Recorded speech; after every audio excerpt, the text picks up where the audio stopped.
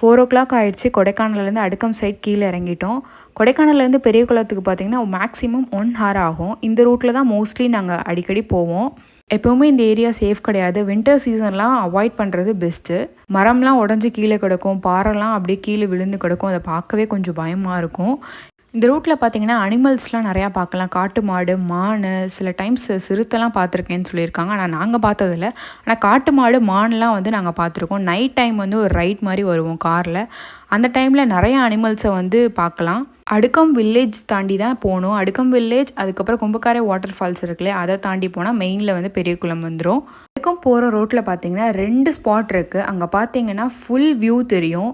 Vaigai dam, Periyakulam ஃபுல்லாமே அப்படியே ஒரே வியூவில் பார்க்கலாம். பார்க்குறதுக்கே சூப்பராக இருக்கும். அங்கே கொஞ்சம் நேரம் உட்காந்துட்டு ஃபோட்டோஸ்லாம் எடுத்தோம்.